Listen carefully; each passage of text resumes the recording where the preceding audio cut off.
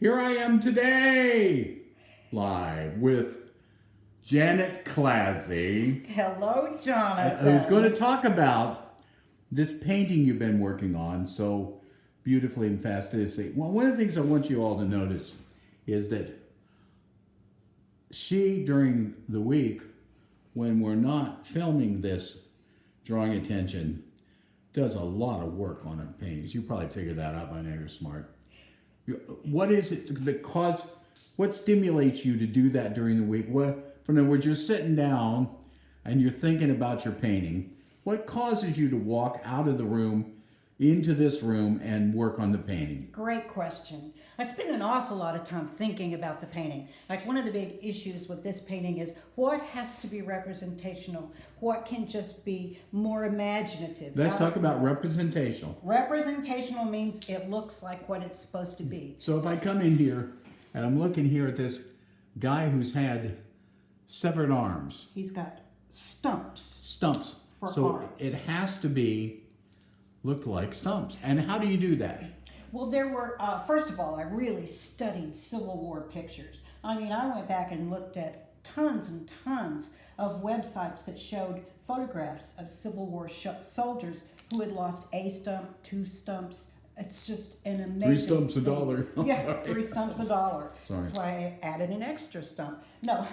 And they did not spend a lot of time on surgery in the Civil War. And this is obviously a Civil War soldier. So I had to try to replicate the ragged quality. So I'm coming in, looking closely, and seeing how beautifully you did it, and seeing what looks like to be permanent bruising also left behind after these amputations. Absolutely. In the South, there was almost total conscription. I found out that the entire student body of Ole Miss was conscripted into the Confederate War. Conscripted by meaning drafted, right? Drafted, right. They were taken into the Civil War. The average age of the Civil War soldier was 24 years old. And weighed 148 pounds. So to think that these people go out and get beat up and have these incredible amputations, and their bodies are just beaten and scarred at age 24 is just almost unbelievable. So then what? Then you're in here working on it, and then you start looking on that face. Yeah. And the face, I wanted to have a combination of the blank look of, what do I do now? I've got no arms.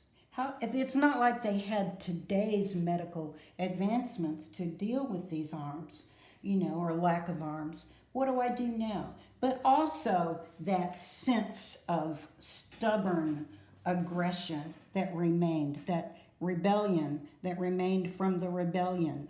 As one soldier put it, after the war was over, from the Confederate soldier to the Union soldiers, you just don't know how much we hate you.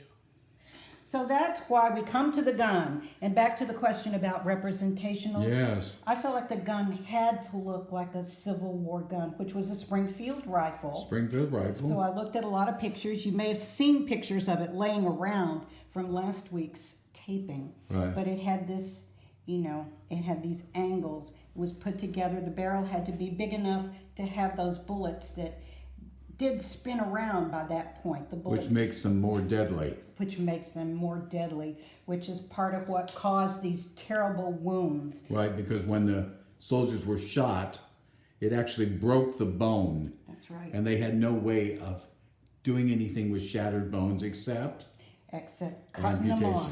Amputation, to protect. How about these authentic boots? Yeah, the boots were great. I looked at tons of pictures of Civil War boots. They all had these little things that you put your fingers in to pull them up on both sides. The soldiers pulled them up like that. Obviously, this fella had somebody there to pull up his boots. And I really worked on making them.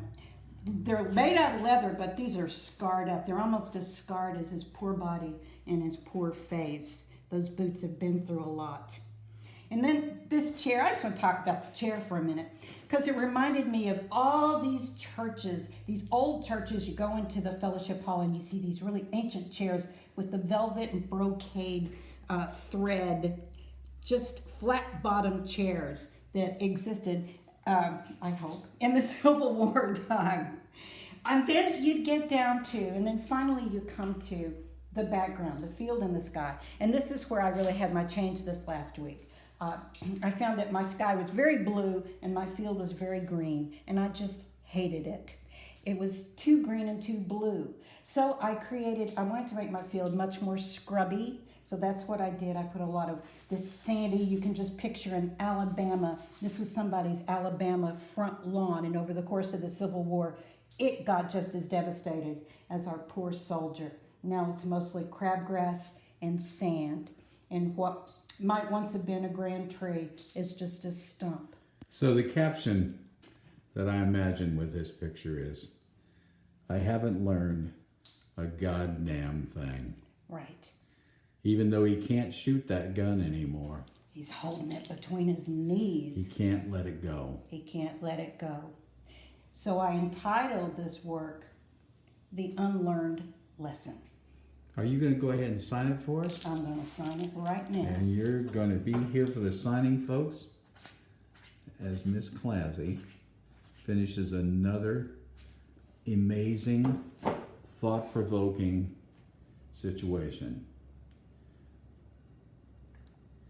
There it is. Enough said. Enough said.